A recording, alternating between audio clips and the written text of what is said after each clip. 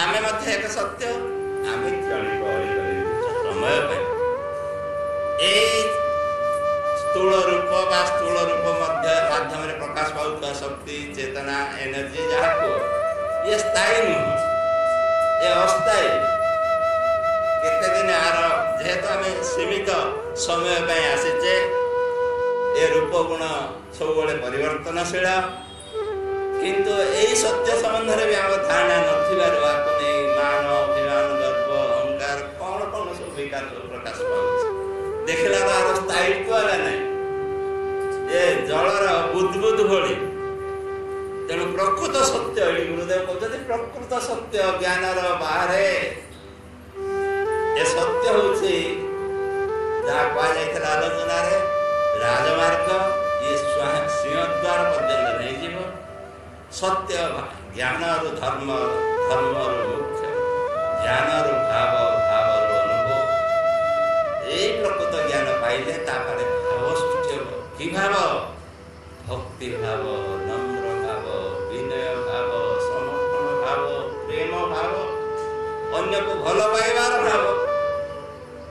निजे बुझी पार अन्य किए जानिबार अवकाश ही नहीं कहवा निरर्थक अन्य को मुझे केते शुद्ध केते दिव्य केते पवित्र मो हृदय केते प्रेम भाव रही अन्य मान प्रति सेवा भाव रही भगवान का इच्छा मो माध्यम केते कार्यकारी होची प्रकाश पाउची ताहा निजे निजे अनुभव करियो तेणु गुरुदेव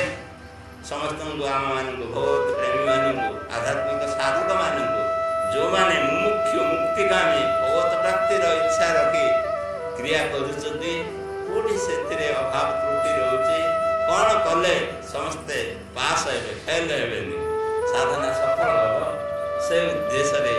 ये यार्डस्टिक मानदंड उठे स्थिर कर दे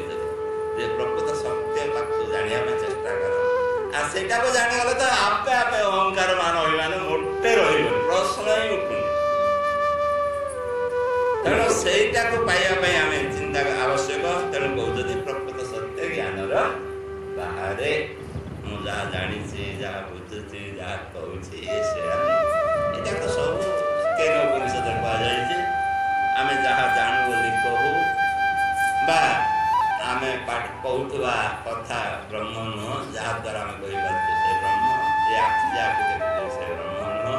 जहाँ द्वारा आखि देखार शक्ति क्षमता प्राप्त करती से ब्रह्म जहाँ को आहरी मैत्री उपनिषद कह जाए स्त्री स्त्री प्रिय नुह आत्मा प्रिय पिता पिता प्रिय नुह आत्मा प्रिय से आत्मा तो जानी नहीं